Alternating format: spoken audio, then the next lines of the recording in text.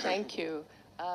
I'm actually a professor at NYU and author focused on global risk. I thought in 1 minute I would just summarize some of, well, my perspective and then offer a blind spot. Uh, Global risk boils down to the threats to our stability. We examine destabilizing factors geopolitically, politically, economically, and socially.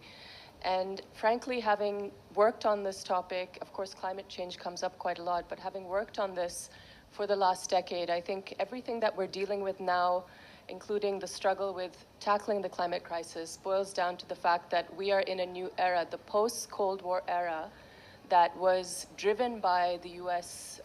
Global superpower is gone. It's ended. And with regards to that, I mean geopolitically, I think there's a big debate as to who is driving the world order.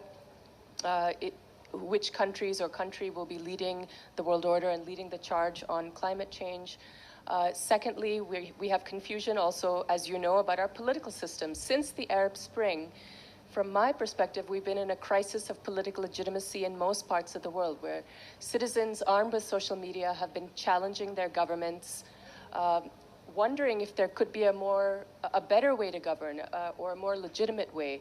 And this feeds into what I'll mention on climate blind spots in a second. Thirdly, globalization was supposed to be better for everybody and lift millions out of poverty. Obviously, we know that has had significant issues with rising inequality and certain politicians leveraging it strategically with respect to populism.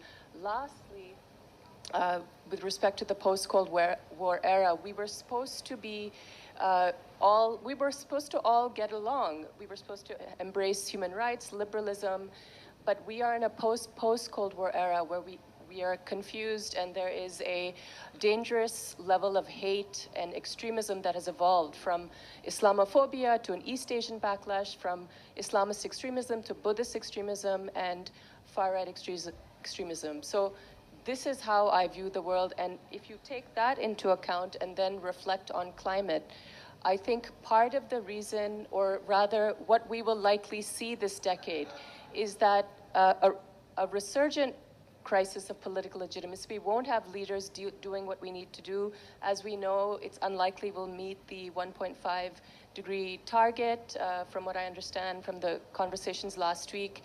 And I think it is possible, and this is the climate blind spot, that we might see a non-state actor.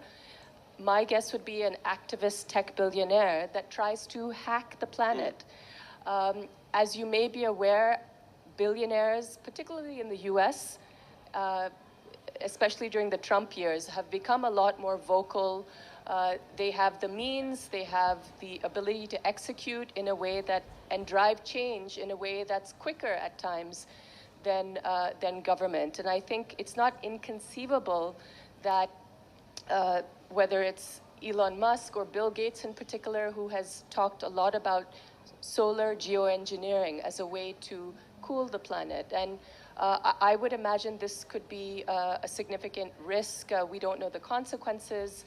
I'm also on the World Economic Forum Global Future Council on Frontier Risk, and we had speculated that in the event that this happens, could this lead to unintended consequences, more conflict, a spillover effect on a neighboring country that leads to conflict, or could this be weaponized? Could this tool, this approach to tackling climate be weaponized and have even worse outcomes? So I would say going forward, I think on some level, some of these issues, particularly the climate crisis, we may be seeing these non-state actors trying to tackle it, and it could have unintended consequences. I emphasize billionaires because they have the means and the ability to execute, but that's what I would say. We need to pay attention. Should billionaires, citizens, and governments be part of a new social contract?